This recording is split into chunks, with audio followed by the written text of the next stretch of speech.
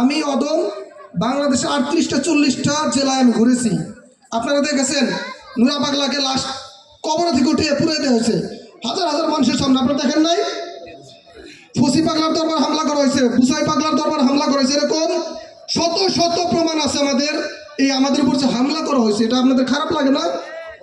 খারাপ লাগে কিনা বলেন? মানুষকে আঘাত করা যায় ভাবে? আল্লাহ তাআলা কি বলছেন? আল্লাহ তাআলা বলছেন লা ইকরাহা ফিদ-দীন, তোমরা ধর্মের ব্যাপারে কোনো জোরাজুরি করো না। আপনার সাথে আমার মতের অমিল হবে আমাকে মেরে ফেলবেন, এটা কি বৈষম্য নয়? ইসলামকে এটা শিখায়? পুরো বিশ্ববাসীর কাছে মুসলমান পরিচয় দিতে এখন ঘৃণা করে, জানেন আপনারা? মিডিয়ার মাধ্যমে প্রচার হচ্ছে, আন্তর্জাতিক মিডিয়ায় দেখতেছে না?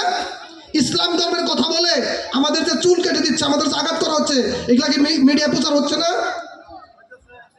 আপনাদের পায়ে হাত দিয়ে বলে আপনারা শুনেন, যারা এই মাহফিল আসছেন অনেকে 30-40 বছর ধরে বায়াত গ্রহণ করছেন, তরিকতের মাহফিল আসছেন, আপনাদের কদমে হাত রেখে বলি আমি কোরআনের 2টি আয়াত বলবো।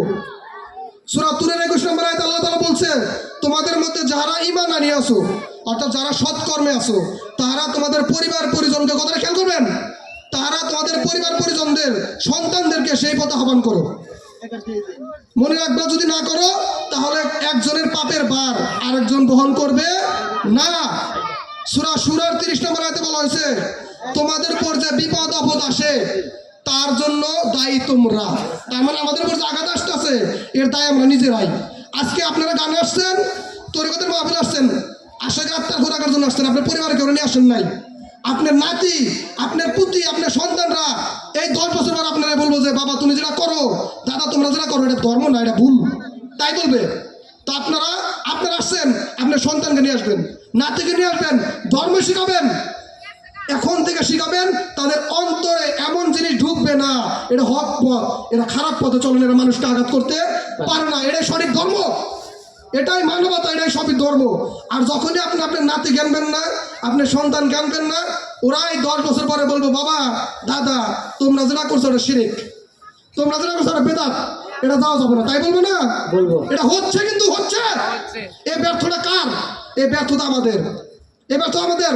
আল্লাহ তাআলা এর জন্য কোরআনে বলেই দিছে, কোরআনে 16-17 জায়গায় বলছে, অধিকাংশ লোক পাপাচারী, অহংকারী, লোভী, অজ্ঞানী, মূর্খ, খুব অল্প সংখ্যক লোক সুপথগামী, তাই অধিকাংশের পথ অনুসরণ করো না। আমরা যেন সৎ পথে থাকি, আমরা যেন তরিকতের মাহফিলকে আমরা সম্মান করি, গুরুবাদী মানুষকে সম্মান করি, সর্বোপরি জাতি ধর্ম বর্ণ যে কোনো ধর্মের হোক আমরা যেন মানুষকে সম্মান করি, ভালোবাসি। সকালে ভালো থাকবেন। আজকের অনুষ্ঠানের শুরু করার জন্য আমি অনুমতি দিয়ে আমি আমার সভাপতিত্ব গ্রহণ করছি। সকলের প্রতি সম্মান শ্রদ্ধা ভালোবাসা রাখছি। সকলেই ভালো থাকবেন। জয় গুরু, জয় গুরু।